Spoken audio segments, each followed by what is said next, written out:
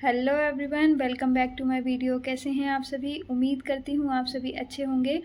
जैसा कि आप सभी जानते हैं कि यूपी पुलिस एसआई का नोटिफिकेशन आउट हो चुका है और इसके फॉर्म भी डलने स्टार्ट हो गए हैं। तो आज इस वीडियो में हम यूपी पुलिस एसआई की पूरी डिटेल, पूरा प्रोसेस जानेंगे। एग्ज़ाम पैटर्न क्या होता है, फिजिकल क्या होता है, डॉक्यूमेंट्स क्या क्या लगते हैं, सब कुछ जानेंगे।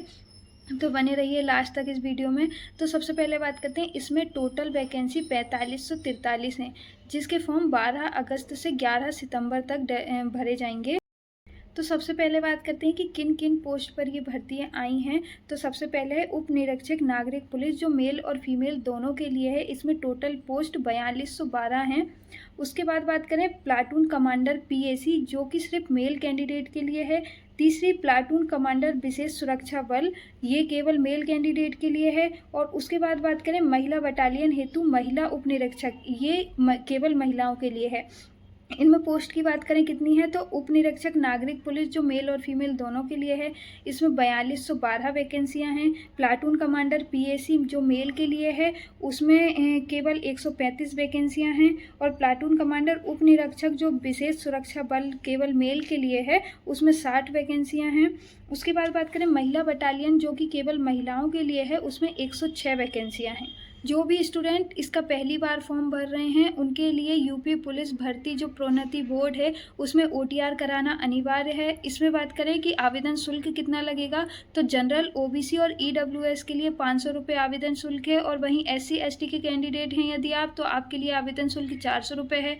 अब बात करें कि शैक्षणिक योग्यता क्या होगी, तो ग्रेजुएट, जो भी स्टूडेंट ग्रेजुएट है वही इस फॉर्म को भर सकता है। इसके अलावा जो अपेयरिंग में है वो स्टूडेंट फॉर्म नहीं भर पाएंगे, उनका फॉर्म एक्सेप्ट नहीं किया जाएगा। ऑल इंडिया के स्टूडेंट इसके लिए अप्लाई कर सकते हैं। आप किसी भी स्टेट से हैं तो आप अप्लाई कर सकते हैं।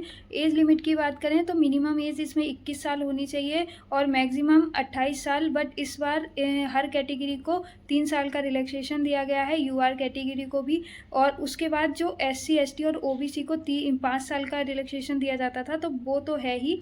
तो एससी एसटी और ओबीसी को 8 साल का रिलैक्सेशन हो गया है और यूआर कैटेगरी को 3 साल का रिलैक्सेशन दिया गया है।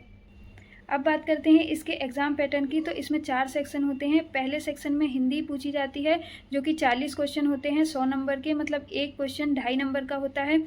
उसके बाद सेकंड सेक्शन में होता है मूल विधि, संविधान और सामान्य ज्ञान। मूल विधि मतलब सीआरपीसी आईपीसी की धाराएं, ये भी 40 क्वेश्चन होते हैं 100 नंबर के। उसके बाद थर्ड सेक्शन होता है रीजनिंग का, इसमें भी 40 क्वेश्चन 100 नंबर के पूछे जाते हैं। उसके बाद मैथ होता है फोर्थ सेक्शन में, इसके भी 40 क्वेश्चन 100 नंबर के, मतलब 160 क्वेश्चन होते हैं आपके और 400 नंबर का होता है ये। और इसको करने के लिए आपके 2 घंटे का समय दिया जाता है।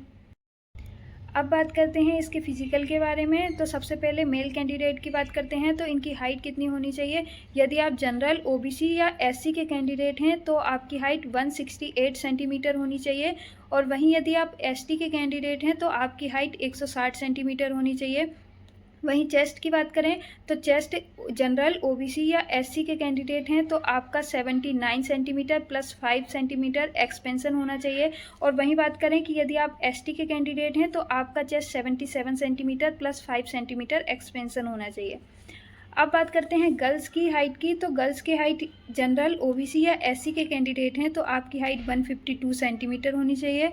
और यहीं आप एसटी के कैंडिडेट हैं तो आपकी हाइट 148 सेंटीमीटर होनी चाहिए। रनिंग की बात करें तो मेल कैंडिडेट के लिए होती है 4.8 किलोमीटर, 28 मिनट में इन्हें कंप्लीट करनी होती है। और वहीं गर्ल्स की बात करें तो आपके लिए होता है 2.4 किलोमीटर, 16 मिनट में आपको कंप्लीट करनी होती है। अब बात करते हैं सबसे इम्पॉर्टेंट टॉपिक की, जो कि है डॉक्यूमेंट्स। कई बच्चे फिजिकल और रिटन क्वालिफाई करने के बाद भी एग्ज़ाम से बाहर हो जाते हैं सिर्फ डॉक्यूमेंट्स की वजह से। तो सबसे पहले और सबसे इम्पॉर्टेंट जो आता है हमारा कास्ट सर्टिफिकेट। सबसे पहले बात करते हैं एससी और एसटी के कैंडिडेट हैं तो आपका कास्ट सर्टिफिकेट 11 सितंबर 2025, मतलब जो फॉर्म डालने की लास्ट डेट है उससे पहले का बना होना चाहिए, तो ही मान्य होगा।